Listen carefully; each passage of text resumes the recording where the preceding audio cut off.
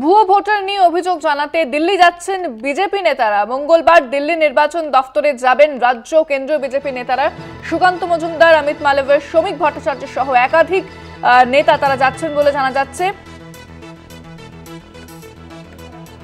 এ বিষয়ে আরো বিস্তারিত কথা বলবো। ফোনে রয়েছেন আমাদের বিশেষ প্রতিনিধি অঞ্জন রায়। অঞ্জন দা, ঠিক কি জানা যাচ্ছে বিজেপি সূত্রে?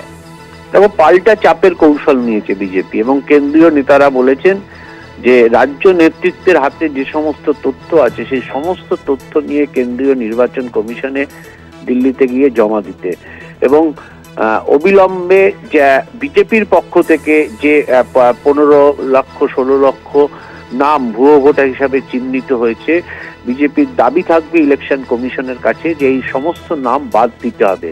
এর আগে 24-এর ইলেকশনে, লোকসভা ইলেকশনের আগে বিজেপি অভিযোগ করেছিল যে এই রাজ্যের ভোটার তালিকায় এত সংখ্যক নাম ভুয়ো রয়েছে।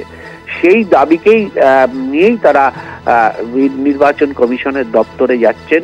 শুধু রাজ্য নেতৃত্ব সুকান্ত মজুমদার বা শ্রমিক ভট্টাচার্য নয়, কেন্দ্রীয় নেতারাও উপস্থিত থাকবেন বলে সিদ্ধান্ত হয়েছে। অর্থাৎ একটা প্রবল চাপ নির্বাচন কমিশনের ওপর সৃষ্টি করা, যাতে বিজেপির দাবি মেনে এই 15-16 লক্ষ ভোটারদের নাম ভোটার তালিকা থেকে বাদ যায়।